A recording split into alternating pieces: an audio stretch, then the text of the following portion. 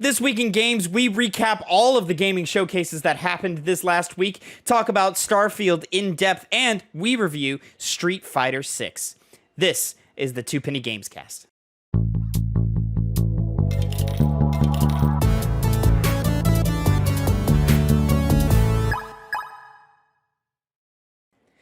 What's poppin', players? Welcome back to the Two Penny Gamescast, episode 151. I am your host, Tavin Bothel, here with my good friend and co-host. Say hello to the people, Connor Elliott. We didn't celebrate that milestone last week of 150. 150 Flew right over our heads. It's a good one. Yeah, it's a good one. good round number. We're closing in on year 3 of us doing this together, my friend. So we've got many milestones ahead of us to still celebrate. So it's gonna be a good time. Connor, how are you doing this week? Oh, good.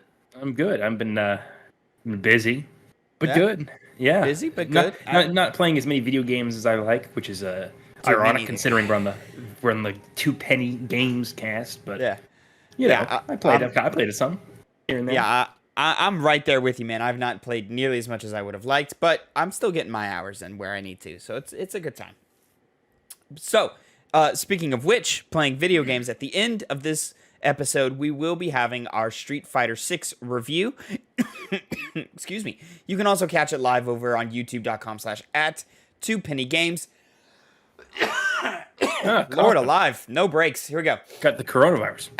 No, don't do that to me again. Not again. What is happening here? I'm dealing with a mess of things. Sorry. Technical difficulties. Name of the game. Boom. There we go. All right. Two Penny Games. The Street Fighter 6 review will be live right now, but it'll also be at the end of this episode, so just stick around for that. We also have our reaction to the Xbox and Starfield Direct that we just finished watching. It is live, youtube.com/@2pennygames right now. Go watch that, see what we thought about that. But if you're looking for more breakdown, in-depth perspective, that's what we're doing on this episode. So, ladies and gentlemen, if you don't know, this is the Two Penny Games Cast, your weekly video game news podcast where me and Connor, we come to you with the nerdy news you need to know concerning the video game industry. We each come to you with 2 topics, 2 pennies, if you will, and we give you our 2 cents on them. However, this week, it was showcase season week. Even by the time you hear this on Monday, 8 a.m. Central Time, where we go up every week, youtube.com and mainstream podcast services of your choice. Another 2 showcases are happening with both Ubisoft and the Capcom showcase happening tomorrow, Monday. We're going to have a video for at least the Ubisoft one. Capcom, we're figuring it out. Maybe not. Don't hold us to that one. But Connor, That's me. That's you. Let's just go ahead and get right on into it. So, the Xbox showcase, it just happened. We just watched it barely an hour ago. What is going on with I'm so sorry. I'm just a mess in my notations here. We gotta get it together, man. I gotta get this together. All right. So, the Xbox showcase, we just watched it. We just finished watching it live over at twitch.tv/2pennygames. And so now you guys are getting raw review reactions. We have not discussed it really amongst ourselves. We did a little bit during the video in between the showcase and the Starfield Direct. But Connor, go ahead and tell me, what did you think of the Xbox showcase? Well, reiterating what I said earlier, it was a consistently good showcase. You know, there was just every single trailer had at least an interesting aspect to it. And, if there wasn't gameplay being shown, at least the concepts were interesting. And it finally showed us what Xbox has in its catalog, because with the failure of Redfall, which was their last big title, really they needed to show us new things and show us more about Starfield, which we'll talk about later, of course. But, it showed us some things that we hadn't seen in a while, and for the most part, a lot of new things that I'm still holding my breath to see what the game itself looks like, because there were a lot of in-game footage trailers, but were really just cinematic trailers that didn't show gameplay. Yeah. So kind of, In footage, possibly, sure, but didn't give us a taste of what we're actually going to be expecting from these games. But they were still entertaining enough, and it was like that the entire showcase. There were no real pitfalls, except for me, Forza Motorsports, but that's something that a lot of other people like, so just kept you attention the entire time, which is what these showcases should be doing. I agree. I'm very happy with the Xbox Game Showcase. I think it was, for the most part, really well paced. It had a lot of really cool games that I'm very interested in to either see more or get my hands on controllers and actually play. I think of a lot of the Xbox game first-party studio games that I'm looking at my list here. Almost all of them, I want to see more and try more. With the exception of Forza, because we're just not those types of gamers. That's not for us. But, that doesn't mean anything less for, Forza itself. I'm sure Forza lovers were really, really enjoying what they got. And to get a release date on that is awesome. We got several dates for a bunch of games that we were looking for. And if we didn't get dates, we pretty much got years. Nothing was, crazy out there pitched. It was like, hey, we're figuring it out probably by the end of this year or sometime next year is what probably most of the games shown had on them, with the exception of Compulsion's game South of Midnight. I'm sure there was a couple other ones that were like, hey, when we figure it out, the really cool BioShock looking game. What was that game called? Overwork something? Overclocked? Yeah. Clockwork Revolution. Clockwork. We were wrong on that one. Yeah, so I thought there was a lot of games here that looked great, had great art, were really, really impressive to see, and of course the Starfield stuff at the end was cool too, and we'll talk about that here in just a minute, but we're going to keep the focus on the showcase for right now. In terms of all the showcases we've seen up to this point, of course, we have reaction videos for things up like the PlayStation Showcase, which we saw a few weeks ago now, and the Summer Games Fest, which we saw earlier in this last week. And now with the Xbox One, I'm thinking Xbox is pretty, in terms of this showcase season, Xbox is very clearly in the lead of the showcases right now. Again, I didn't think this showcase wasn't phenomenal. I think really what it was missing was just a big surprise, a big wow moment, a big, oh my god, I can't believe this is happening. And maybe Persona 3 Remake was supposed to be that, and it got leaked, and that's unfortunate for that. I think in a world where it hadn't been leaked, and we didn't know Persona 3 Remake was coming, that would have been a big surprise, because Atlas slowly, engaging more with Xbox and putting all their games on Xbox, and now announcing their remake for their premier franchise on Xbox, that's a big headline. And it's just so unfortunate that somebody screwed up days before and we didn't get that pop. Mr. Rute in the chat, thank you for your compliments. Appreciate you very much. Remember, ladies and gentlemen, you can watch us Sundays at 4 p.m. Central Time at twitch.tv/2pennygames to watch us all record our podcasts live in front of you, and then it'll go up later on YouTube and podcast services later. Connor, I cut you off there. You were about to jump into. Yeah. It was just a funny little detail about the Persona 3 leaks. Obviously, the jokes when these things happen is someone lost their job, but there was a job posting. Somebody lost their job. They definitely did, because I think it was Atlas was hiring, or maybe Microsoft was hiring for a brand, social media brand manager shortly after that leak happened. So someone definitely get the clock for that one. Oh, for sure. Makes sense though. Yeah. Worth pointing out. Mr. Ike was saying, "You look great today, Connor." Thanks, man. Thanks. Thank you. So you look Connor, good as well, even though I can't see you. Connor, let's get into it. Let's start talking what was shown here at the showcase one by one. Let's get into all the games here. Fable is what we started out with. This one was a heavy cinematic trailer.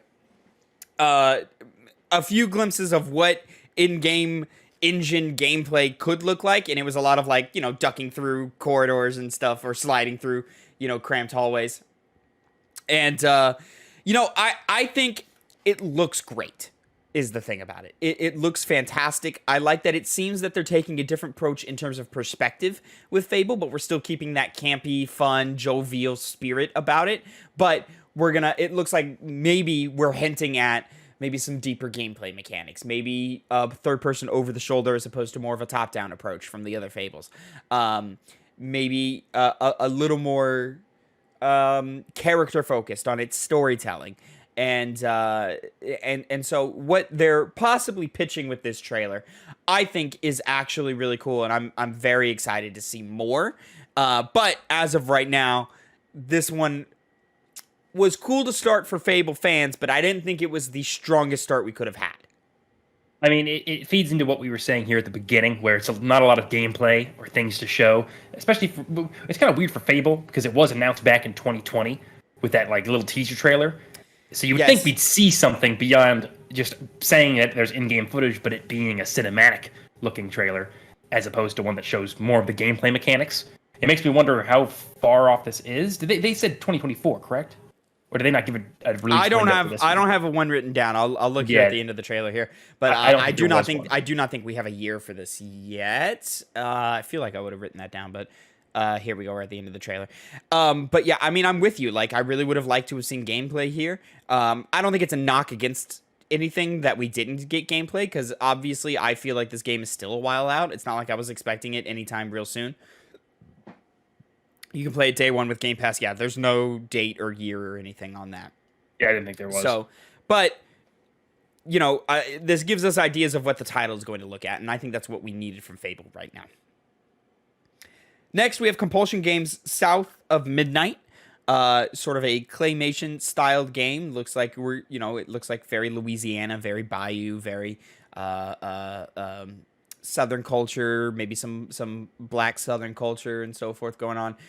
Just a cool little skeleton dude playing on his guitar. And, we got a glimpse of our hero in it. Looks neat. I like the art style. I'm interested to see more. And,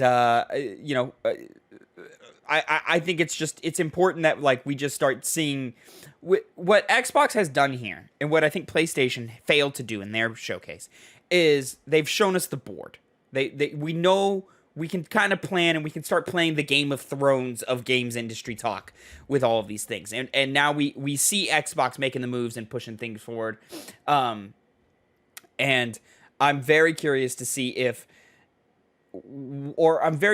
what this game becomes, because it has such a great art style. It has such a great style to it and tone. Thank you. Sorry, I just blanked there while I'm trying to move things around. But we don't have a whole lot to go off of. It's just a CG trailer of it. But again, this gives us more than what a lot of the PlayStation first-party studios that we were shown gave us.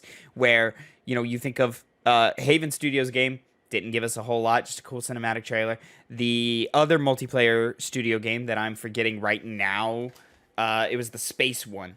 Yeah, I'm trying near the end. I'll find the note here, but that was literally just a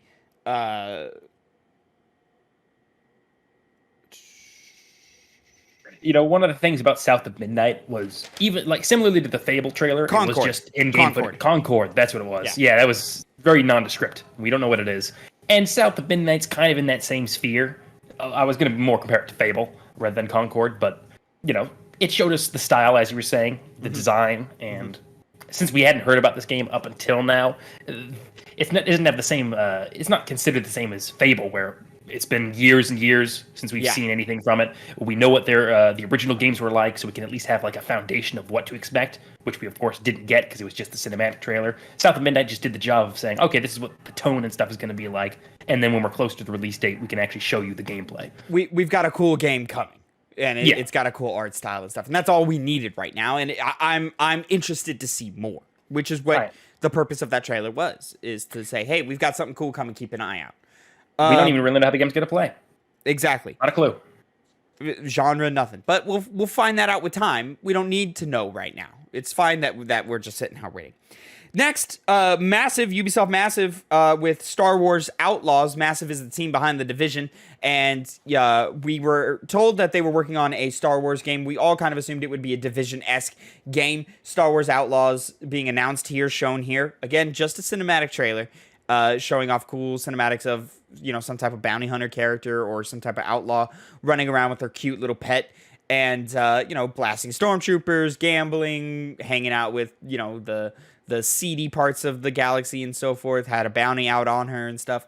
So I'm curious if this is a Division-like experience, which I was kind of hoping for from that team, in terms of inside the world of Star Wars, or is this more of a single-player story-based third-person action-adventure game of some kind? We don't know. We're going to find out tomorrow at the Ubisoft Forward.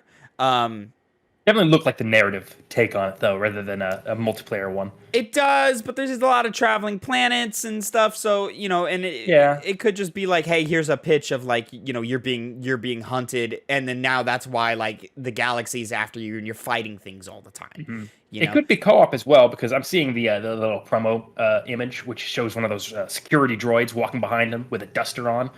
Could be, a little secondary character that you can have a friend hop on and play as well. But I seriously don't think it's leaning towards any kind of multiplayer space from what we were showing. Just going to have to find out at the Ubisoft Forward. And then, again, like I said it in both reaction streams for Summer Game Fest and here, and I believe even something at PlayStation, Ubisoft, you're showing all your cards, and you're not leaving us with a lot to look forward to at your event. We saw Prince of Persia at SGF. We saw Assassin's Creed Mirage at PlayStation. We saw Star Wars, Outlaws now at Xbox.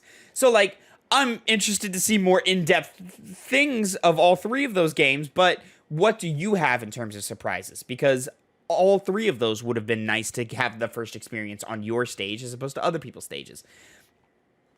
Yeah. But at the same time, it's all marketing and machines, and now I know the title of these three games and, what to expect from them before anything else happens. You know what I mean?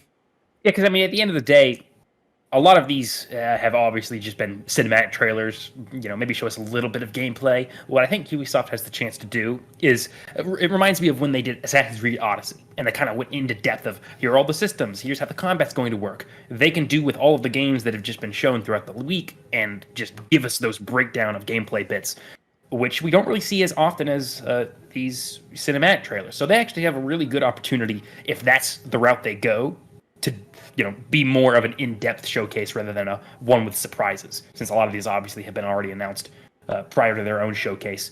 But knowing Ubisoft, they could mess that up and just make it be this waste of time showcase, which we get those every now and then, and we've kind of had too much of a good run of showcases this past week. It's got to be a bad one, right? Who knows? It doesn't have to be a bad one. It can be all good all the time. It doesn't need to be, but they're, Anyways, 2024 for Star Wars Outlaws as of right now. More to come soon. Next, they showed off something, a bit of a surprise from Thunder Lotus, which kind of remind me what Thunder Lotus did. But they showed off 33 Immortals, a co-op raid-focused action game with 33-player co-op functionality to it. Had a really cool art style, lots of Hades inspiration, clearly. And I'm very, very interested in this game, and I'm very excited to learn more. I want to know how the co-op works between 33 players. Is it more just like, hey, people are kind of coming in and out, and you can have a set party if you want, but, obviously if you don't fill in all the slots, we're going to fill in slots for you. So, like, is there a single-player experience to this game? Probably not. It's probably someone is always coming through and helping you out, and as you're going through the different dungeons and so forth, raiding and fighting bosses and all of that. But this game has my attention. I want to play it. I want to know more. It's definitely an interesting concept. The other thing that Thunder Lotus Games was known for was Spiritfarer, which was a game where you're on a boat, and I believe the concept is you're trying to let spirits pass over into another world. Yeah. Very stylistic game. Not really based around combat, to my knowledge, but obviously this one does.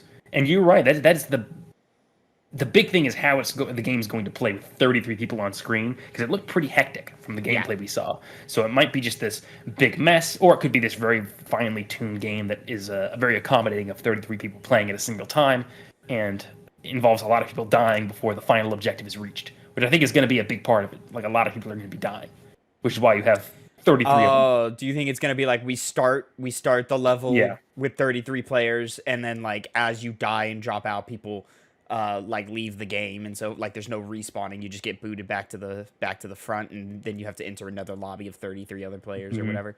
That would be interesting. That'd be an interesting take.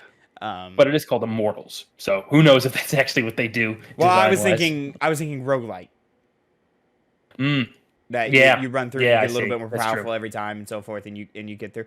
And then I also assume there's a way to play with your friends that you want, of course, somehow. Like, of course, like you're not gonna have 33 friends to organize and put together. Maybe you will, who knows? But for the most part, I assume they're just gonna be filling in those slots for you. Next up, Payday 3. Set to release September 21st of this year. That's exciting to know. Looks like Payday. Yeah, neither of us play Payday, and it looks like Payday. Maybe a little bit faster, maybe a little bit more fluid, but it looks like Payday, which is probably all Payday really needs to be right now. I think fans of that franchise are missing it, and they just want more. And I think this will give them exactly what they need. Next, as we had mentioned before, but now we get to talk a little bit more in depth about it. Persona 3 Reload. This is the remake of Persona 3, currently set for 2024. And again, I think the impressive part about this game is not that it exists, because it's been rumored for a long time. I think the impressive part about this game is that it was announced on an Xbox stage. That means something. This is like waves are changing in terms of Atlus and their output. You know, the fact that we've seen them more on Xbox stages than PlayStation stages in the last couple of years means that something's brewing over there, or maybe they're just trying to have a big push and go more widely accepted as a brand, Atlus that is, instead of just being known as, oh yeah, that's a PlayStation like adjacent studio or whatever. In fact, they want to be like, no, we want to be seen as a Square Enix, where we're putting stuff out everywhere and everybody can play it at the same time, which is ironic to say in an age where Square Enix is obviously paring down and trying to get themselves bought out by PlayStation. But yeah, Persona 3 Reload. Connor, I think it looks great. It looks like it's Persona 3, but we're going to put the stylings and the style, or we're going to put the stylings and the sort of graphics of like a Persona 5 on it, which Persona 5 was, lauded for its wonderful style. So we're just going to kind of do that in the theme of P3. And instead of it just being really menu-based, we're going to give it a lot more style and a lot more of its own unique identity. And everything I'm seeing here looks fantastic. Yeah, it does. I mean, style aside, the story and characters are what's so long-lived about Persona 3. It's why it's considered by a lot of people the best Persona game, which of course usually comes down to 3, 4, and 5. But I'm looking forward to experiencing the story myself firsthand. Early 2024 is what they're saying. Game Pass, Xbox, and Windows. No word on PlayStation yet, but I'm certain it's already confirmed for PlayStation. But yeah, I'm excited for that one. I'm very, very excited for that one, and I'm hoping it's a banger of a title. And then finally, Connor, it's been ducking you for years. Avowed. Full gameplay. Honestly, we got way more than I was expecting here. And and I think it looks great. Obsidian's around the bend. Obsidian's Skyrim, essentially, for 2024. Set for 2024. What did you think of all of what we saw here? I think it looked great. It had a lot of the makings of a Obsidian game, RPG, decision-based. You determine the outcome of situations of the world, whether it's going to be good, bad, maybe a little bit in between. Had some good spell blade action going on, some good magic, some good just straight-up melee. As you said, it looks like a more updated Skyrim. That seems like it plays better from the little snippets of gameplay we got through the entire trailer, but really caters to that kind of audience. And I think that's what everyone was expecting for the game. I see some people already complaining about how it looks compared to the cinematic trailer online, which kind of makes no sense because it's a cinematic trailer from years ago that was clearly not in-game versus this, which is in-game. Yeah, that was clearly a here's a pitch. Hey, Obsidian is making a fantasy-based RPG. Cool. Yeah. That's all we needed to know then.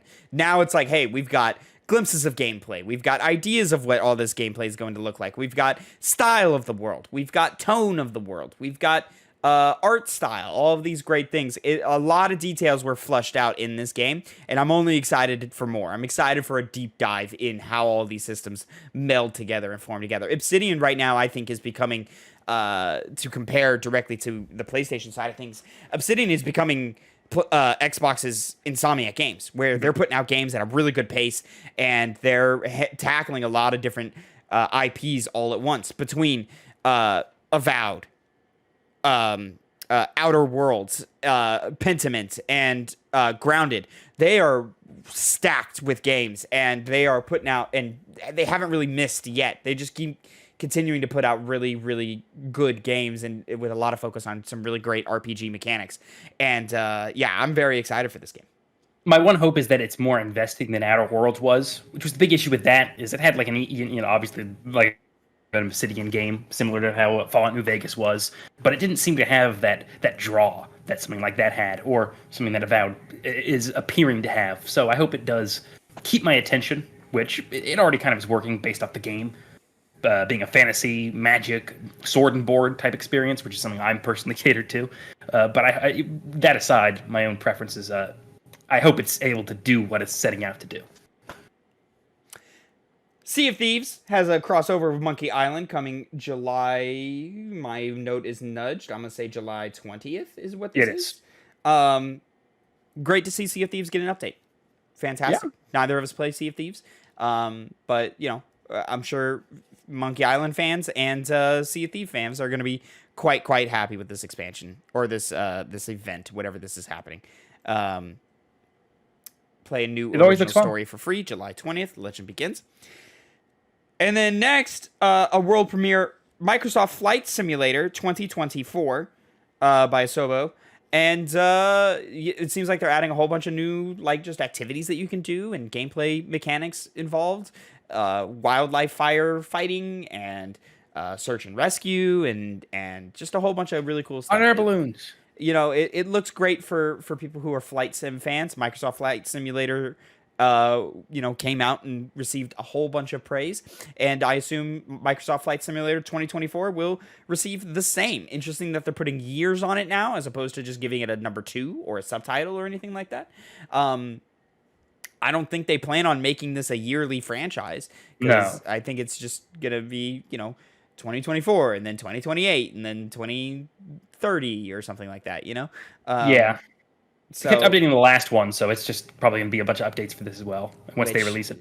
Running straight into that, Microsoft Flight Simulator is getting a Dune update where you get to fly around in the little Dune wasp thing, and cool for those who like Dune, Yeah.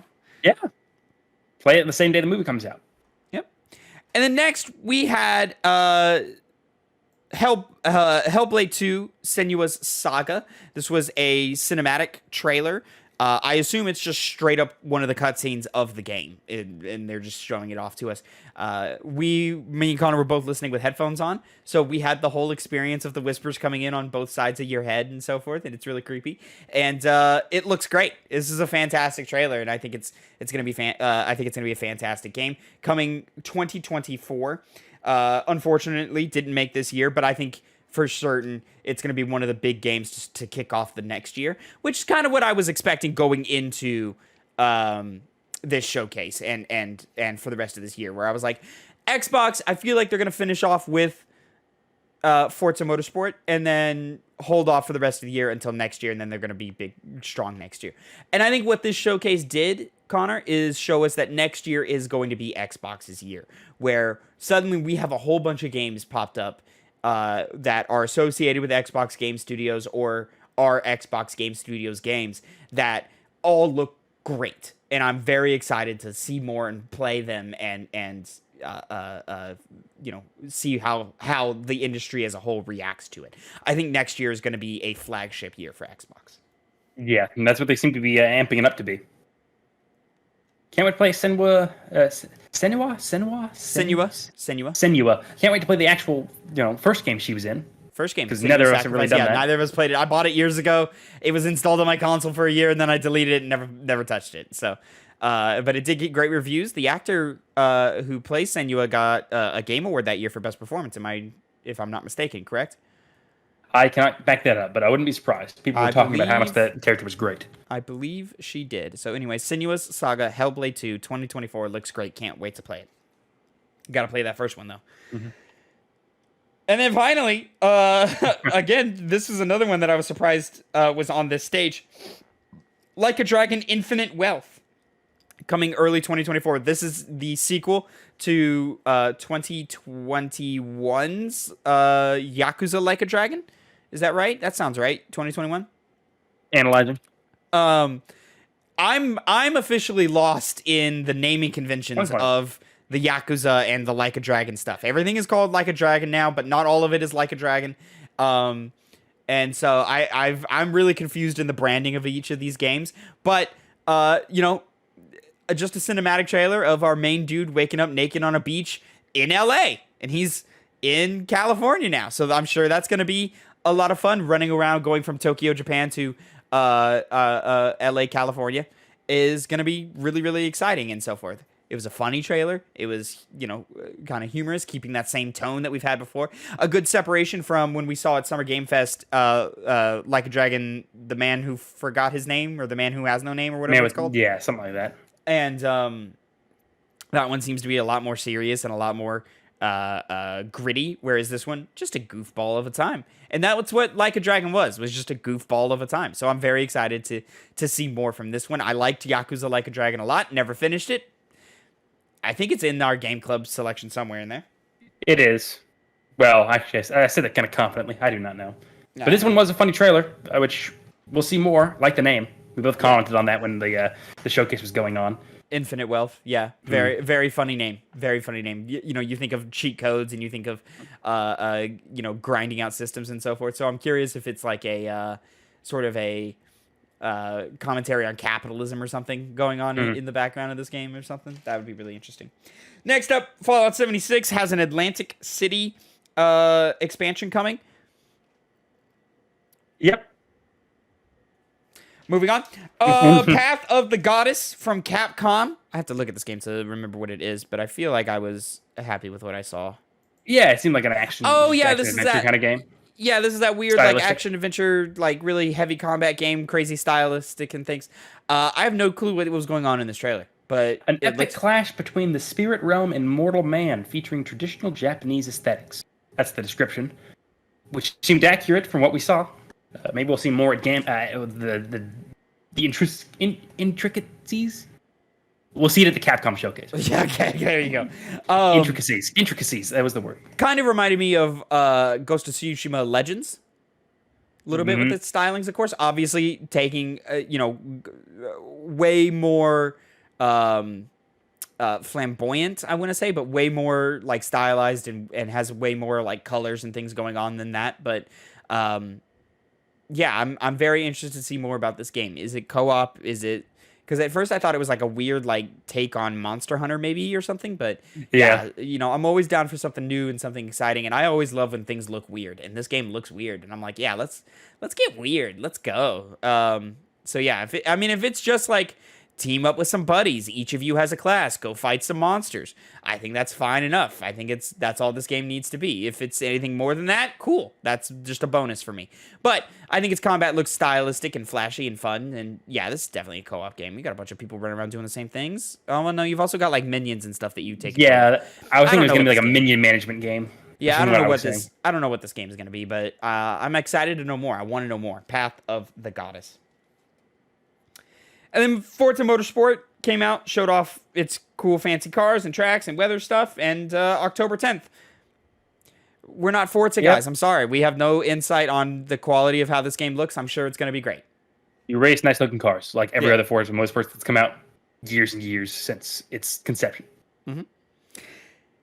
Elder Scrolls Online, the Necrom expansion, comes out June 20th.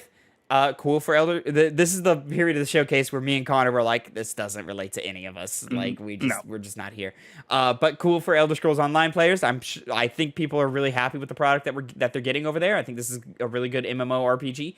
And every time I see Elder Scrolls Online, I go, man, this game looks cool. I wish I had the time to jump in and learn it, but I don't. So we never will. That's always gonna miss me.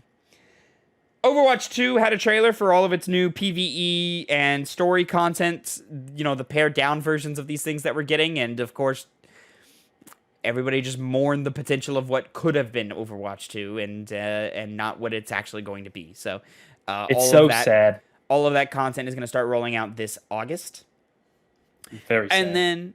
And then finally, back into the realm of Connor and I's expertise, we've got Persona 5 Tactica. This was the rumored and hinted at and leaked P5T. This is coming out November 17th, 2023. This is a tactics RPG game with Persona 5 flavorings to it. That's all you need from me, man. I'm in. Yeah, I think I don't really have too much personal experience with tactical RPGs, but they're very well liked. And as long as they include that with the style of Persona 5, which it seems like they're doing, it'll be a fun time, I bet. Yeah. I wonder how. Definitely doesn't seem like it's going to be a heavy story game. I think it's just going to be sort of like a fun adventure that you can run through with these beloved characters and just kind of have fun with. But I don't think it's going to be a very moving story in any type of way. Probably just time for laughs and go ha ha ha, lots of self-referential stuff and so forth, and probably a lot of cringe going on in it because it's probably written by people who aren't the best of writers, and it doesn't need to have the best of writing. But I'm really hoping the gameplay mixed with Persona gameplay type things and how those two work together, that seems like a recipe for success. So let's hope it works, and I think it will because the trailer looks good. Not as much focus on actual gameplay as I would like, but tactics games don't really present well in showcase formats like this. It'd be much better to get a 10-15 minute gameplay breakdown after the fact. Yeah, it's coasting off the fact that it's the Persona 5 characters, the Persona 5 style, the music, and it used it to good effect. I agree. Hopefully the game will play well. Yeah, I agree. I want to play it. I'm very excited. Next, we had a trailer for Starfield. Yeah, Frank, can we skip over this? Yeah, we can. We didn't need it. We didn't need this. I don't know why they gave this to us. And I guess just for marketing, just so that the standalone showcase, just to say it was there. But I don't know, man. Showed us way more in a couple minutes. It was a cool trailer, but then they friggin' blasted us with 30 minutes of gameplay after this. So yeah, we're just gonna save all of that talk for later. And then next, from Don't Nod, Jasant, Fall 2023, Jasant, or something of the sort. This game. At first, I was like, oh, great. Another goddamn Breath of the Wild clone. Jesus Christ. Can we get enough of these already? And then you're haunted by Breath of the Wild. Immediately, the game shut me up. And I was like, actually, this game looks kind of cool. Is this the right game that I'm thinking of? What's that? Where it shut me off and I was like, is this the one with all the grind rails and stuff? No, it's not. It's just it's the climbing. It's just a climbing game. Okay, it's just a climbing game. The grind rails? Which one was that one? There was one game that I was like, oh, I don't think I'm going to like this at all. Oh, it was one of those, it was like, we'll get to it. Yeah. But this, like climbing, you got to set your little, your climbing hooks into the wall for safety and so forth and stuff. I think that could be interesting and fun. Not a must play for me, but if it comes out at a good time, I'll try it out. I can say right now with certainty, I will not be playing that game. But good luck to it. Looks good. Yeah. It also looked good. I've got the next one up is Still Wakes the Deep, which is we needed a horror title in this thing. Huh? We needed a horror title in this showcase. Absolutely, we did. We got one. This is either by Secret Mode or the Chinese Room. I don't know which one is the developer or what. Just a first-person survival horror game of some kind. Got a lot of vibes of, say, like an Alien Isolation in it, and you're just on an oil rig trying to survive something. Something's happening. Some aquatic demon or something kind. Yeah, we didn't see it, which is good. Supernatural. A lot of not a lot of details given in this. Just kind of a pitch of tone and what we can kind of expect, in terms of tone and theme and style. But yeah, I'm in. I love survival horror, and anytime something new survival horror comes up, I'm always willing to give it a try. Still Wakes the Deep. Very interested to see more. Next was Dungeons of Hinterberg, which this is the game I was talking about, where I thought this was one of those narrative adventure games where it's like let's take you through this beautiful landscape and make you feel all your feelings and write letters and stuff. And at first they definitely went that way, but then they showed you a sword, and then your character's running around in the wild, grind railing on stuff, using a hoverboard, fighting monsters, and conquering dungeons and so forth. I'll be honest, this game sold me. I'm in. It looks fun. I want to play it. Saw that in real time. Will it play the best? I don't know. I don't think so. It's probably going to be a little stiff, but it looked fun and it looked charming, and I want to give it a shot. I can't wait to play Cyberpunk Tavin again with 2024 Phantom Liberty. Oh, you're already moving on. Okay, yeah, Cyberpunk. I thought that's what you're doing. So I was like, I'll get ahead of the curve. Cyberpunk 2077 Phantom Liberty coming out September 26th. This is Cyberpunk's big expansion. There was a lot of cool details and great trailer that played here, but a lot of stuff came out after the fact. This is supposedly just reworking the entire game, essentially. So they're just giving us basically a new game of Cyberpunk. This is very much this is the MO of CDPR with their expansions and their DLCs. You think back to the Wild Hunt with the what is it called? Blood and Truth? Blood and Wine. Blood and Wine DLC expansion, which gave you a whole new map and new abilities and new stories and all this. And they're looking to do the same here with Phantom Liberty. Really cool for fans of Cyberpunk 2077. Connor, you jumping in on this at all? No, unless it's like considered a masterpiece, I will not be jumping into it. Just because I'm waiting for the next Cyberpunk game, as opposed to hanging on to the one that I didn't have the same issues with you as you did, where I just didn't like the game outright. I liked it. It just lost me with all the technical issues that I was experiencing when it first came out. But it's just kind of, my interest has been lost already, and there's so many other things to play, and this has to do something very special for me to give it any attention, and it probably won't do that, admittedly. But, hopefully it does. Hopefully CD Projekt Red's turning around the Cyberpunk brand, because they definitely made it take a hit. For sure. I think this will do a lot to improve their brand again and get them back on track. City Skylines 2, October 24th. City building simulator games don't appeal to me or Connor, so this one didn't really work for either of us, but it does look good. It looks like high quality, and I'm they had a really good trailer and showed off a bunch of the different building mechanics that you can expect in it, and I think it does look good in quality. It's just not for us. So City Skylines 2, October 24th, coming to Game Pass. Those who are excited are excited. And then next, it had a longer title, but I only wrote down Metaphor because that's all I saw. Do you have the full title of this game? Yes, Metaphor Rifantasio. Rifantasio. Rifantasio. Okay. Like it's like Italian. Okay, I think. Oh, okay. All right. So this is from the makers of Persona 3, 4, and 5. It's another Atlas game, yes? I actually never saw that. Yes, Atlas, which is developed by Studio Zero.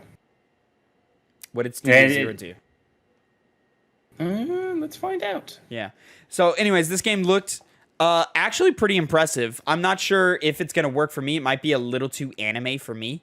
But from all of its stylistic choices and its different world map type stuff that they were showing and growing companionships and bonds and stuff like that, it looks like it's actually going to be a lot of fun to play running throughout the world and adventuring that way. So I'm not writing this one off entirely, but I'm not sold on it. It looked very much from the small snippets of gameplay we got in the middle of that very stylistic and fast-paced trailer. That's going to be like Persona-like, standing in one place, kind of active time battle system, which, those games can be kind of turn-based. It's called turn-based. turn-based. ATB, I always something else. Maybe it's not. Anyway, it looks like it could be really good or be really cringy and not so great. Studio Zero is a subsidiary of Atlas. They're most well known for Project Refantasy and the Catherine series. So they're the people who make that. Well, I like Catherine. So. Yeah. I think that perk you up. I have to see how that game. That's one of those games that's going to have to be released, and we're going to see, since it doesn't have the Persona moniker attached to it, it has to prove its own stuff on its own when it comes out. Yeah, and we've just seen a lot of people try and fail at this. So, but got a good team behind it, so we'll see. Maybe it'll be great. And then next, from Stoic Games, the creator of the Banner Saga, Towerborn. This seems like a co-op hack and slash beat 'em up adventure. which is neat. I played the first couple of hours, like the first hour or two of the first Banner Saga game. Liked what I saw and then just never went back to it, and that's on me. People love the Banner Saga trilogy and so forth. And this game does look fun in quality. It's different than Banner Saga, obviously. I'm not quite sure if it's up my alley, but if Connor, if you or Phil or whoever else wanted to jump in and was like, hey man, give it a shot, I'll give it a shot, especially if it's on Game Pass and stuff. So yeah, we'll see on that one. It looked fun. Anything else on? Did you have any thoughts on it? It looked fun for some people, but not really my style. You know, the co-op aspect was the most inviting thing to it, but the gameplay just seemed something that I wouldn't really spend a lot of time on. Yeah, just the beat 'em up and hack and slash, and like it's just not for us. But you know, it did look quality, and it looked like a fun little game and a fun little time. So you know, I'd be interested to see more and you know, even play it a little bit. And that's sort of the beauty. Let me jump ahead and make sure. Yeah, it is on Game Pass. So that's sort of the beauty of Game Pass is you can show us games that aren't really up our alley, or we don't have a lot of experience in, or we're not quite sure about it. But because of the subscription, we can be like, it did look good though, so let me just give it a try. Let me shoot for it. And then from there, we can choose to buy the game or play the game or do a whole bunch of different other things with the game. Next, a highlight for me, Clockwork Revolution by In Exile. This sort of had like a BioShock feeling to it. First-person steampunk game. A lot of like, you don't really know what's going on. You got to play with time mechanics. You got to rewind and fast forward different areas, and it looked like it's gonna have a really good dark story. I'm excited to see more from this game. In Exile, I'm gonna look up real quick, Connor. If you can give us your impressions, what you thought of Clockwork, whatever it is called. Yeah, it was purposely confusing about what the story is going to be about. Obviously, it's dystopian, time travel mechanics, as you were saying before. I really. Honestly, the style interested me right off the bat, but then it didn't do really anything beyond just having that style to draw me in. Yeah, I mean, it looks like it could be good, but it's just, you know, very vague story details that, especially with time travel, which could be very good or it could be very bad. You know, there's a lot of in between space for things involving time travel and stories to, you know, be done in a proper way. So I'm not as surprisingly not as excited for this game as I otherwise would have been. Because, like I said, the style looks great. It style looks really right does. up your alley, so that kind of surprises me. Yeah. In Exile, known for the Bard's Tale, Torment, Tides of something, and the Wasteland series, Wasteland 1, 2, and 3. Ah, yeah. It's a different game than they usually make, huh? I think so. I think they're more like RPG-based guys, and this one seemed more just like a action-adventure, first-person shooter, narrative-based type thing. But, you know, it could still be cool. Here we go. And then finally at the showcase, they just announced the Xbox Series S is in black now. $350. Yep. Pre-order now if you want. Cool. Cool for those who want it. And then, Connor, we had our big breakdown of everything. So let me make a time code right here as we talk about Starfield. So, as you, ladies and gentlemen, might know, Starfield finished off they called it a double feature is what they called it, with the Xbox Game Showcase and then straight into a Starfield Direct where we had a deep dive of gameplay and systems and mechanics and customization. Basically every question that you could possibly have about Starfield was answered here. Connor, what did you think? So we've always kind of, with a lot of the people that are also on the internet and in the gaming sphere, been apprehensive about it. Bethesda hasn't had the best track record in recent years, and the things they've been promising are very grandiose, but it almost seems like it might be one of those situations where there's, you know, it's marketed as being so many things to do, but it all being very boring, generic stuff. But I think that's starting to, at least for myself, turn around a little bit when they were showing us all of the more intricacies that the game's going to have to offer. Obviously, it's going to have the more Bethesda features that you would expect. You know, RPG elements, cultivating relationships, bringing some things in from Fallout 4, like creating your own outpost, getting your own fleet of ships, and having the companions work on those separately. But it was done so in a way that seemed very in-depth from the systems that are outside of the whole 1,000 planets, because that's been their big marketing up until this point. And now they finally were able to show us all the other things, and it seems like those are being done very well. Shipbuilding, the customization of weapons, the ways you can build up your character with the skill trees, how the skill trees are developed through flexing your skills and gaining different levels in those skills that you previously unlocked. Having your foundations that you built with character customization, with your background coming into play in certain missions and random moments in the game. And it makes me think, okay, well, if all these other elements are looking a lot better now that we've gotten a closer look at it, maybe the whole exploration aspect is going to be better than we've seen, than what we've seen so far, and not have as much doubt in our hearts as we've been having for these past years whenever we hear about Starfield. But it still ultimately decides how it's going to play and feel, and whether those story elements are going to actually be written well, and whether the characters are going to be enticing. So it still is very much a wait-and-see type game, because it has a lot of room to just flop and not really deliver on all of the things that are interesting about it, but at least we actually can get a greater grasp of how this game is going to play, and it's doing a good job of that. Yeah, I'm with you for the most part on there. What's interesting to me is that I liked everything I saw here. Everything looks great. It honestly looks a little too good to be true, which is probably the marketing working its magic on me. To me, Starfield needs to just run well and have really good writing, and it's a success. And it has potential to be my favorite Bethesda game software game. The thing about it is that these menus and systems need to all feel like they need to blend in together, which they look like they do for the most part. And the exploration needs to feel meaningful. They keep talking about these 1,000 planets, and that turns me off more than turns me on, because it seems like very wide and vast, but not very deep, and that leads to a very hollow experience, usually. What's funny about it is that the core gameplay with the shooting and the jumping around and using your jetpack and building out your combat any way you want does look good. What's also interesting is it doesn't seem very... when we open up the skill trees and stuff, it doesn't seem very complex. It just kind of seems like maybe some abilities or boosts and so forth. It doesn't feel like a very in-depth RPG, even less so than, say, Skyrim is. So I think they're going for an approachable thing so that they can focus on exploration and focus on a wide breadth of content outside of the core systems, is what I'm hoping for. All of the outpost building and settlement building, we'll see.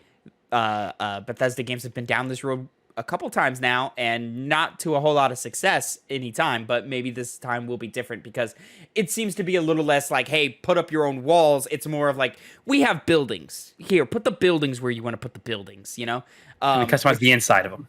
Yeah, I think that'll work a lot better for them. The shipbuilding looks cool and interesting and in-depth, and I'm excited to play around with that and see how that works out. They, highlighted a lot of... You can build some weird stuff with it, like a full-on, Voltron ship, or a classic ship, or ships that look like animals and so forth. They went in-depth into a lot of that. But what does that mean for general gameplay? What does that mean for flight gameplay and battle and stuff like that?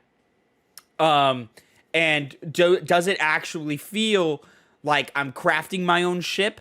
Or does it just feel like, hey, I'm just sticking things onto my ship to get different boosts and abilities, but it doesn't have any actual gameplay relevance to it? These are the questions that I have, is just... how do all these systems actually work together? Because what they look like is cool, but I need them to meld well in order for this to be a success for me. The characters seem cool and interesting. I hope the storylines are going to be fun. This looks like a classic Bethesda Games game. This is Fallout in space, but with just advanced updated mechanics, updated customization, and customizability. And sort of like what it means to be a Bethesda game in 2023. I do not think this will light the world on fire, but I think right now where I'm at is Bethesda's about to turn in a very, very good Western open world RPG that we will sink dozens and dozens of hours into and have a great time. I don't think it's game of the year material necessarily, but I think it's in the conversation type of game. And I think this is going to be... I think at the end of all of this, I'm hoping and I'm thinking this will be a huge success for Bethesda, which is something they kind of need right now. I'm looking forward to playing it. Oh, ship combat seemed cool.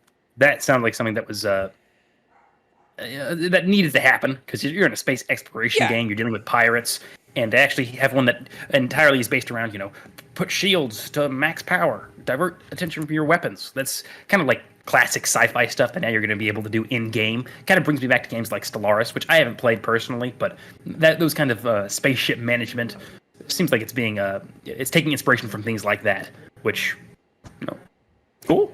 Yeah, and I liked the like diverting power to different parts of the ship, whether your shields or your weapons or your engines and so forth like that. All of that's really cool. I think exploring the different worlds is going to be really interesting. The thing is, for me, is that, again, they keep talking about 1,000 planets, and it's probably going to be actually like there's a dozen cool planets, and then the rest are just like rocks that you can mine for resources, and you're going to hang out on for like 5-10 minutes and then bounce, but I think the handcrafted worlds, the ones that like have the big cities on it, and the New Atlantis city, for example, I think is going to be very, very exciting to work our way through that one. And I think we're in for a good game here. It looks good. The UI looks good. I like the style. I like how in depth all the customization is. And so yeah, I'm excited to see more.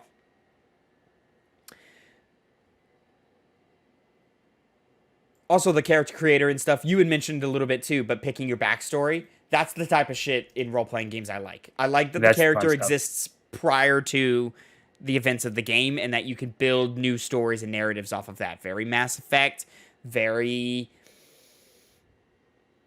I got nothing else. Very Mass Effect. Like, at the end of the day, like, we're still not shaking the No Man's Sky comparison here. But, we're very like Mass Effect meets No Man's Sky meets a Bethesda RPG. And I'm into that. That sounds cool. Next, Connor, and it's sort of our final topic of the day before we jump into our Street Fighter 6 review, is going to be the Summer Game Fest showcase, which we watched, and you can see our reaction to live on the channel right now. 2 hours long. Jeff Keighley's newest take on the showcase. I thought this showcase was good. I think this is the best SGF showcase we've ever seen. And it's one of the better Jeff Keighley events. But the thing about Jeff Keighley events is there's going to be a lot of fluff. There's going to be a lot of filler. Because Jeff likes to include as much as he can. He likes to give the spotlight to a bunch of different types of games that appeal to a bunch of different types of gamers. And, it doesn't matter if they're big games or small games or, somewhere in between. He just wants to give everybody that space. And I can appreciate that. What I do really appreciate is that the pace was good. We didn't stay too long on any one type of game like we have in the past, where Doki V or whatever that game was called had like a 7-minute trailer. And the advertisement was kept to a minimum. I remember Game Awards... Not this last year, but the year before, it felt like we watched 30 minutes of commercials back to back, and there wasn't a lot of like awards given. And again, we said that this last year's Game Awards was a really good Game Awards. The balance was there, just wasn't a lot of great reveals or anything, but there didn't need to be. I think Jeff has finally kind of dialed in and sort of found. With his shows, he's found the identity of his shows finally, and the balance of his shows to keep everyone happy and satisfied, and still do the things that he wants these shows to be. And so I think this is one of the best. We've had 3 Summer Game Fests now. I think this is the best one by far. I'm excited to see where he takes the show in the future, especially as it sort of becomes the new E3, the Key 3, as some people are dubbing it. I had a lot of fun with a lot of the games that were shown, but there was just a lot of games in there that I fucking immediately entered my mind and then left it as soon as the trailer was over. Yeah, certain periods of just lulling, where even though they were showing us games, it wasn't fluff. It was just ones that made you go, okay, I'm not really interested in that. And that's kind of the perception I've seen a lot of online. People have been harsher of it as a whole, the showcase online, at least from my end of things. People weren't really satisfied. But even the ones that liked it admitted, okay, there's this, kind of periods where it's just like, okay, yeah, that's a new game. I think that's just the curse of a Keighley show, though, is that he wants to cast such a wide net and do different things. It's not an exciting show. It's an interesting show. It's one that's cool to watch and see all these new games come out, and maybe some speak to you, maybe some don't. But it's not like a PlayStation showcase event or even an Xbox showcase at this rate, where we've got great reveals and things we didn't know were coming that make us grab our head and, you know, shake our arms like Muppets or whatever. It's just really about like, oh shit, that game looks cool. Let me try that out when it comes out next year or whatever. How did you personally feel about the show overall? It was good. It had a couple of games in there that were tickling me fancy, but for the most part, it was just kind of a okay. This is a nice showcase. Okay, this is an interesting showcase. That's something that I don't really want. Oh, that's something I like. It was pretty consistently good, but not like amazing in any way, shape, or form.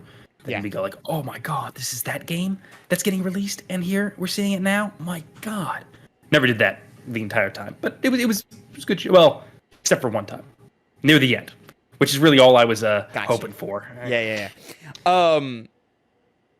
One thing that's interesting about Keeley's Summer Game Fest right now is that he brings demos out, stage presence out. He brings people out and talks to them. We don't really get that anymore. That's something that's kind of absent in the industry, and I kind of enjoyed having it. I enjoyed having Ed Boon come out and break down Mortal Kombat 1 and what makes Mortal Kombat 1 cool. And not in a 20-minute way, in a quick, hey, we're going to bring you out for 7 minutes. Say everything you need to say in 7 minutes and then get the hell out. And he didn't do that for every game. He did that one for the ones that kind of mattered. Some of them didn't work out that great. I thought Nicolas Cage was on there for a little too long, but it was fun to see Nick Cage there and excited and engaged in the content. You know, he knew what he was doing. Nick Cage knew what the game was about and like what it meant. And, you know, he just kind of sort of, you know, went off on that and what it was exciting for him about that.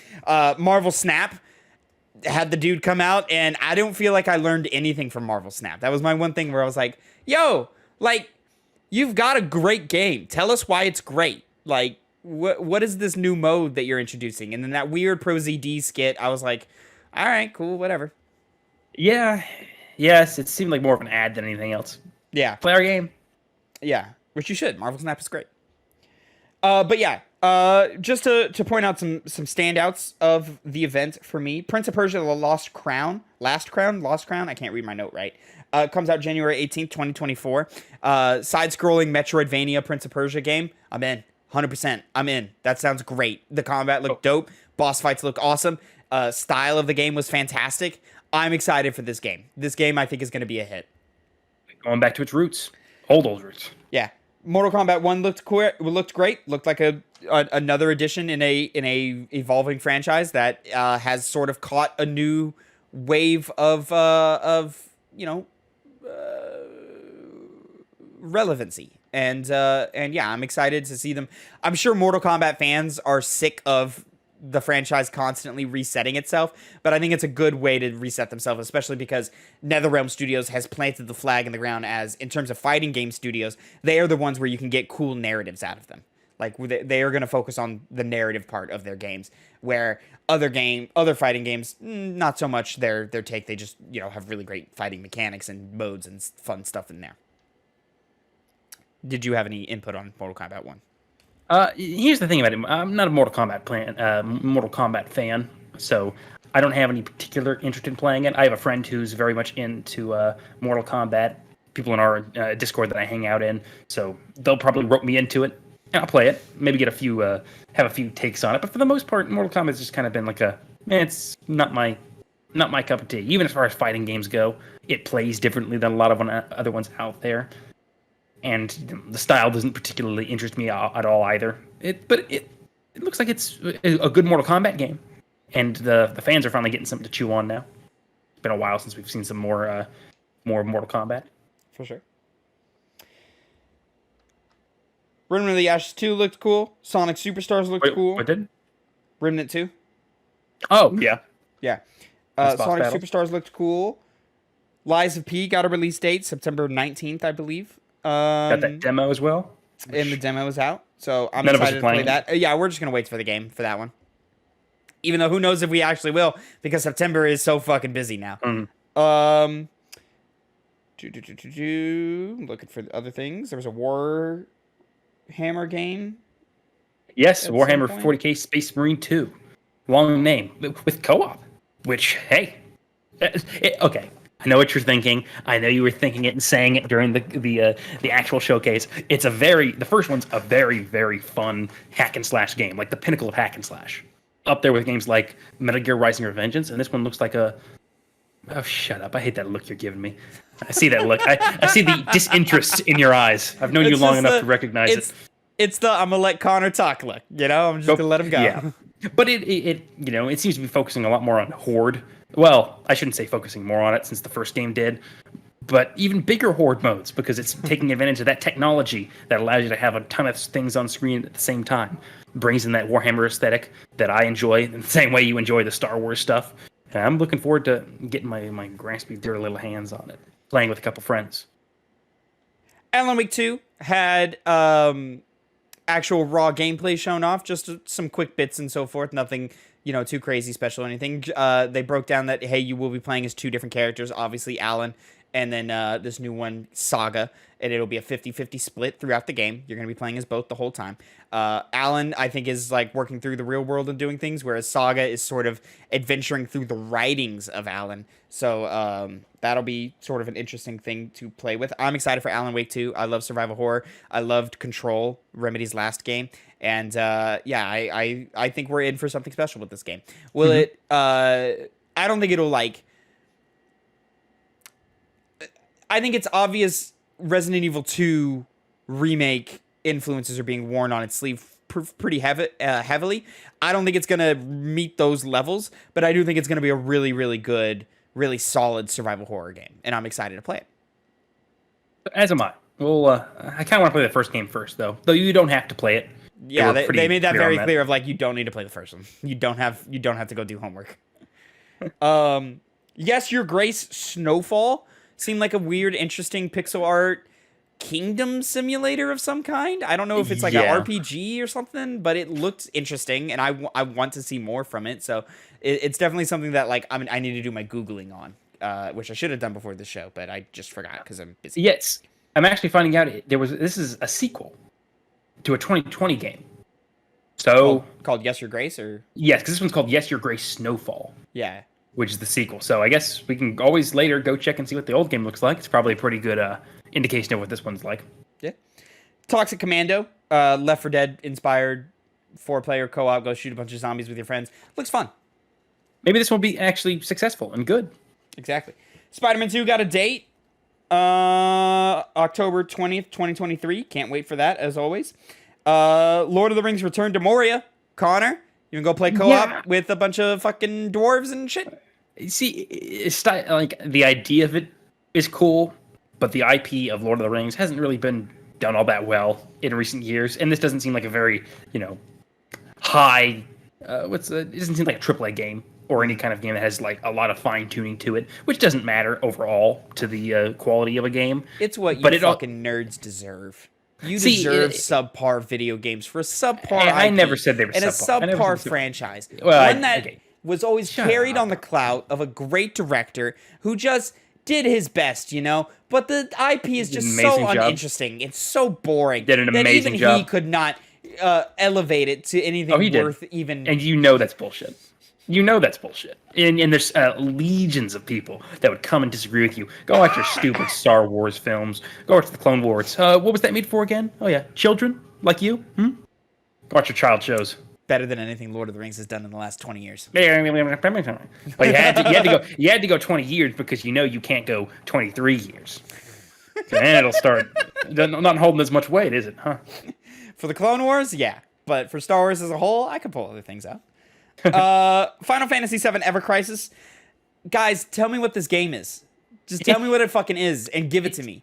It just seems to be a remastered version of the old games that plays the same way, with you having your more the turn-based realistic type stuff. Yeah, where you go into realistic looking mode, and then you have realistic cutscenes. It seems to be that's what they were marketing it as. Cutscenes and gameplay are two different styles and so forth, which is cool and appreciated. But like, what's the game? I know there's like gotcha mechanics in it somehow with like different costumes and stuff, and then that's probably just cosmetic. In this showing, they showed off new characters, and I'm like, what the fuck is this? Yeah, but they got a beta coming at some point. Cool. The fact it's on mobile is kind of the side that makes you go, okay, well, I don't want to stay on my phone when I'm at home. Maybe it's a good game to play when you're out and about, but not the platform I'm looking. Yeah, I mean, but I can imagine the pick up and play of it is pretty easy. Especially if they give us a whole bunch of content at once. Like a Dragon Man with No Name, November 9th. Looks great. Has the more Yakuza combat stylings of it, of just the beat 'em up and, pick up things out of the environment and smash them over the head. This one looks really serious in tone, but as we know, underneath, Yakuza games get goofy. So I'm sure that one will as well. What else? What else? I'm looking for the next interesting thing.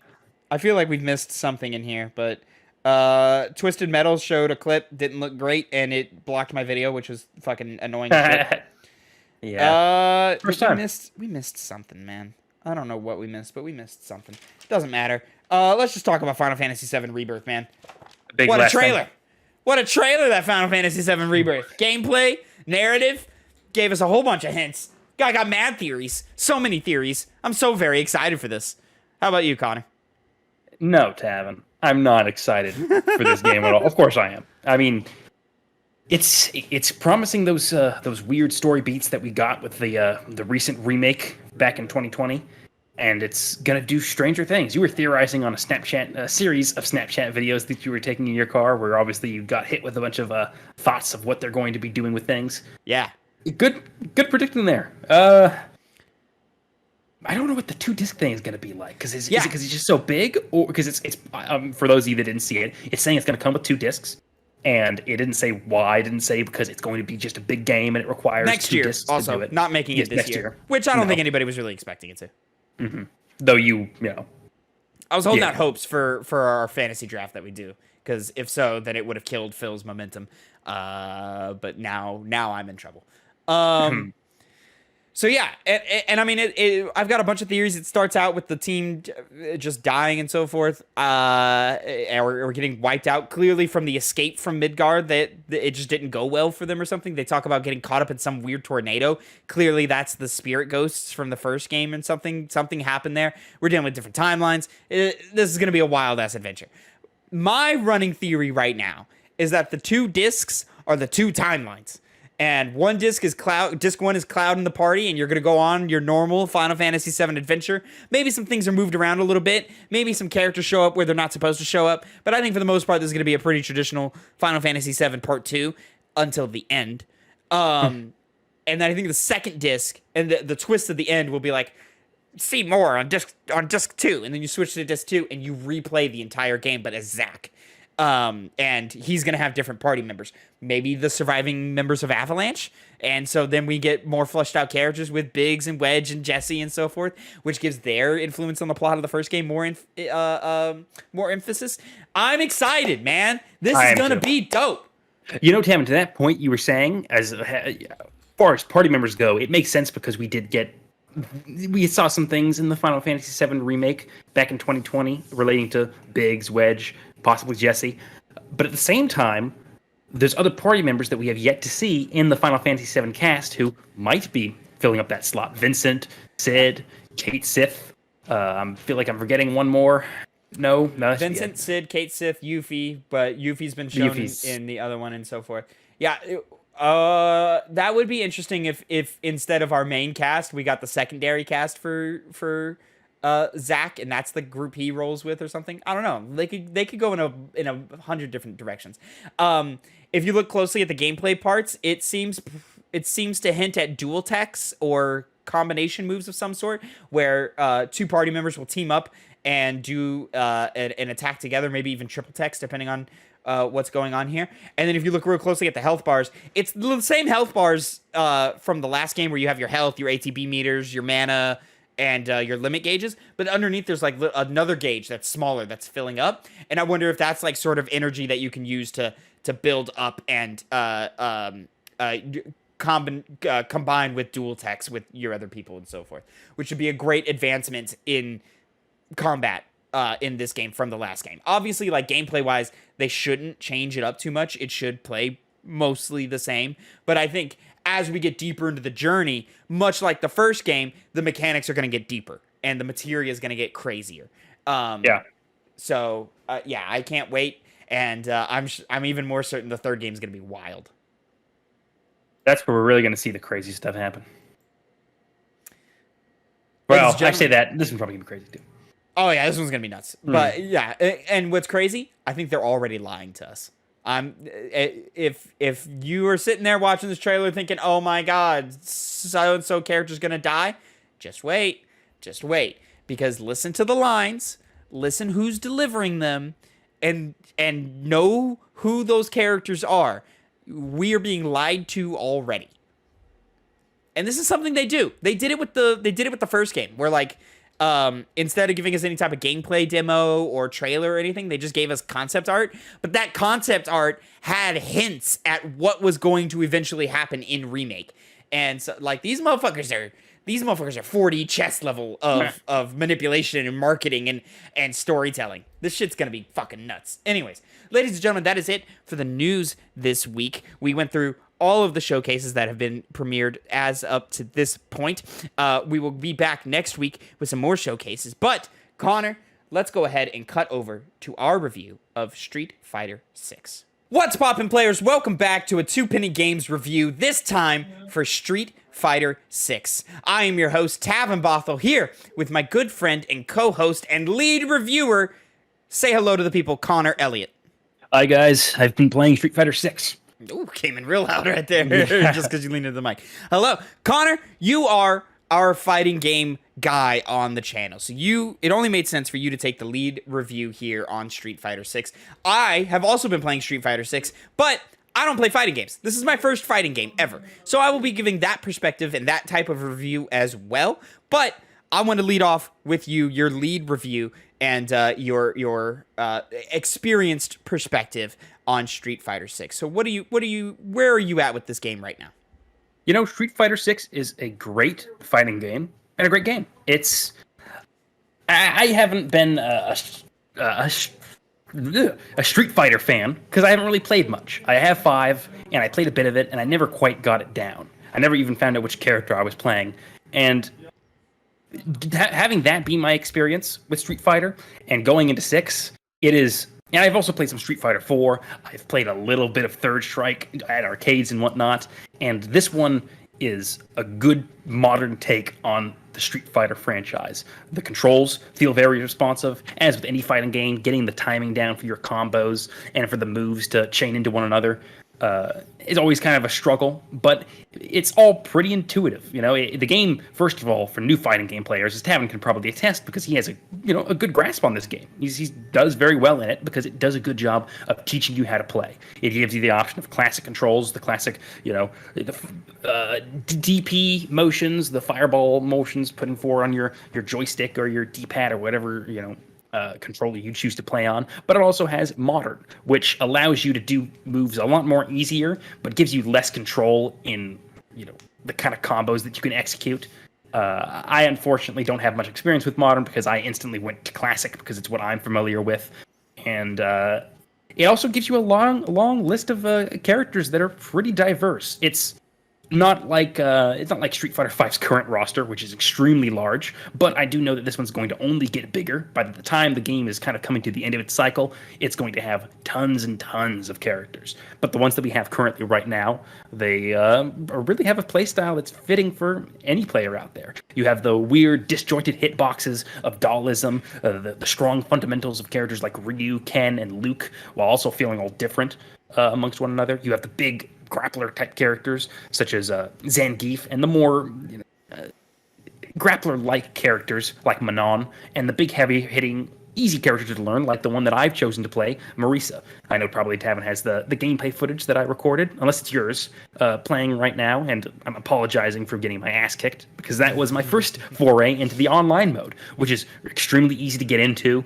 You just go and you press, okay, this is the character I'm playing. These are the kind of players I want to match up with. Am I going to be cross-platform? Am I just going to be, playing with people on PC? And then it just kind of cycles me through, allowing me to jump into games and getting out of them very quickly, rematching as much as I want to, leaving whenever I so choose. And I don't know if this is an active decision by the game, but I'm able to play a lot of different enemy varieties, any different characters played by different online people. Like I played against a Jamie, and then I would instantly go to this is not the order, Manon. I would go, get a nice diverse group of players to keep me on my feet and get me more acclimated with the game. I played a little bit of World Tour, which it's kind of its open world, go around, create develop your own fighting style based off the characters that are currently in the game, fight against random NPCs that you can encounter in the world. Though I can't say, I typically would want to spend much time on it because it seemed, though it had a lot of, a lot of features in it, I saw it kind of as more gimmicky. Because the thing with fighting games is that I like to spend my time getting better at playing whatever character I've chosen, which like I said before, is Marisa for now, the big, strong, Spartan-like lady.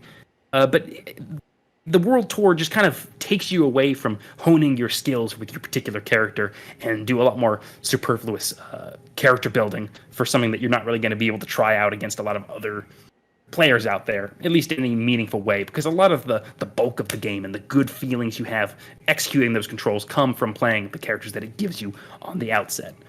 And I see myself as playing this game a lot more into the future, which is really a thing that a lot of fighting games have to do, is grab you with the way that it feels and wants you to get better and beat your opponents into the ground so you're no longer being the one having your ass kicked, which is what was happening to me. Because like I said, I'm not very much a long-term Street Fighter player, but this is probably the best playing Street Fighter that I've ever experienced myself. Yeah. I'm right. I'm pretty much right along with you. As a first-time fighting game player, I think Street Fighter 6 is a great game. It has really great in-depth tutorial systems and onboarding, great ways to figure out quickly what type of style of character you want to go for. I'm going in 100% blind. I had no idea who I wanted to play, and very quickly, because of the way the character roster is laid out and the small details they give you about each character, I was very quickly able to dial in sort of my character type that I prefer, and very quickly found a main in Kimberly. Which is who I've been playing a majority of my time with. I've been playing around with, Jury and a little bit Cammy. I've been touching around on a couple of different characters, but Kimberly right now is my main. And I think this game is really, really good at grabbing your attention and holding it for long periods of time, which is something that I've never experienced in any other fighting game before, where I felt like it was really obtuse, or that I just couldn't get a handle on it, or because I didn't want to devote the time to dedicate dozens of hours to get good, that it was just going to beat me up no matter what. This one, I feel like the way its tutorials are laid out, the way its onboardings are laid out, and the way that it explains its systems gave me the opportunity to approach this game and get serviceable at its mechanics quickly, which is something that I really, really appreciate. So very quickly, I'm able to understand what I'm doing, why I'm doing it, and when things go wrong, I understand very quickly why they're going wrong. And I'm able to switch on the fly and adapt in a lot of great ways. I think the style of the game is fantastic. It's its graphical presentation is beautiful. And I just love the attitude and sort of the street hip hop styling of it. The punk graffiti attitude that it has really, really is quite captivating. I played a little bit of World Tour in the demo thing, and to me, World Tour is something that will immediately turn new players off, in my opinion. It is, like you said, Connor, it is gimmicky. It is not very well written story content. It doesn't feel fully fleshed out. It just kind of feels cheap, which is surprising because the character creator is actually fairly in-depth and quite good. It's just that when you actually get into the mechanics of that mode, it just falls really flat. It's very boring, very generic, and just not very interesting at all. And for it to take up such a core pillar of this game, from the moment you load up the menus, it's World Tour, Battle Hub, Fighting Grounds. I've spent almost all of my time in Fighting Grounds. Battle Hub, I understand, is just sort of like a way that you can run around in a 3D space and fight online players, just in a general hub, which is cool. But yeah, World Tour, I just have no interest in diving any deeper into it because it just so immediately is boring and uninteresting and generic, and I would just rather sit in a one-on-one with a CPU and grind out my skills and get better at this game. But that's a huge positive for this game. I want to sit down in a room all the time and just grind out and get better and advance my skill set as much as possible so that I can become a threat on the actual battlefield. Yeah, and we. Sorry. Go go ahead. Oh, I was just gonna say obviously one of the best parts of fighting games, aside from playing with random players, is playing with your friends. Is dominating them, feeling that sense of pride as you beat them down, but also the sense of defeat when you get your ass handed to you as well. And the power dynamics always change. Maybe at a certain point we'll hit a wall and there'll be the better player amongst us, but at the same time, that can flip at any moment in time. Because sometimes you just all of a sudden get that character. You might be playing well enough at first, but then you know how to get past the defenses or avoid those attacks that always seem to get you. You focus on blocking more, and now you know that, okay, maybe blocking is an important feature and not something I should just try to avoid as much as possible. And that's something that I personally haven't overcome in Street Fighter yet, because I'm still getting down the core systems of how the game feels before I'm able to do a lot of the crazier things that I've seen people do online and on the tournament that recently happened. It's just a fun game to play with your friends, and it's very easy to have a nice lobby going where you can constantly switch out, and also have a training mode that you can do when you're not playing with your friends, and hone your skills just when you fight against someone else. Like if I fought against you, I can say, okay, he's beating me, and I can't avoid his grappling moves, so I can train against that character and try and avoid that better and figure out some tactics around it. Mm-hmm. And you mentioned like being in a lobby and then but also being able to jump in the training mode without leaving the lobby.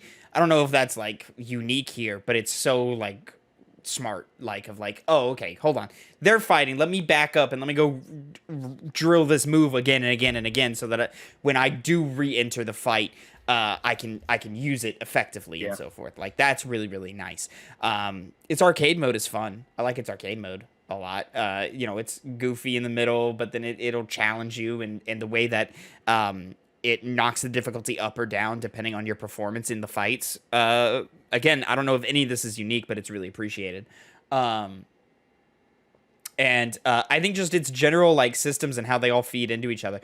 There's a lot going on in its systems between what is essentially the stamina gauge, the super gauge, your health gauge, all of these things. Like there's still a lot going on, but I feel like they do give you good tutorialization of each system and how do they kind of fold into each other on it. And so like you can fairly quickly figure everything out and get a good grasp of what's happening, which again, like I think that's my biggest thing about it, is that every other fighting game that I've played or tried, like I just felt so illiterate in it. Like I just didn't understand what was happening. It just felt like I was just mashing buttons all the time. I would try to learn combos and I would learn like a couple or something, but I would never learn how to like combine combos together or combine moves together and string them along in a way to where I felt like I was catching a groove. Here, instantly I felt that way. Instantly I was like, oh, okay, so this character has these 3 moves. If I use them in this order, I can get a nice little string of combos going. Oh, wait, I got interrupted here. Why is that? Let's find a different move that kind of works there instead. Or let's, figure out a way to input these moves in faster or something. Like, I'm just really, really impressed with this game, and I'm enjoying it. I really want to keep playing it for the rest of the year. Again, I just really wish World Tour hit, and it doesn't. There's not. And maybe, hey, maybe this will, at the very least, lead you to other fighting games. Since you just have that strong fundamentals, and then you start saying, okay, well, these other games play better or play similar to it, and I enjoy it, and you can find some enjoyment in other fighting games. And that's another element of it, is that I never felt like any other fighting game gave me the tools to understand what was happening. I just feel like they kind of always assumed that you already had the tools. There was that literacy of fighting games that no other game was teaching you how to read the game. It was just, another language. This one I feel like teaches you how to read it very well. And I feel like I could take these the understanding of these mechanics and apply them to a different game, and it'll help me understand that game faster, even if the game does have its differences from Street Fighter 6 itself. You know what I'm saying? Yeah, I mean, the other game that did that very well, Guilty Gear Strive. It was really beginner friendly. You got cut off there. Say that again. Oh, Guilty Gear Strive was very good at acclimating people to the fighting game scene, teaching you how to do combos, basic inputs, and it was a lot more of a simple game plan, even more so than Street Fighter 6. That's opposed to games like King of Fighters 15, which came out recently, which is great, but that's already a hard game on its own, and it definitely wasn't very forgiving to new players. And so it's good that Street Fighter 6 is continuing that trend of, okay, we know people want to play our game that necessarily are fighting game players, so let's get them acclimated to that. And they did so very well, as you said, and you're a good case example of it. Phil as well.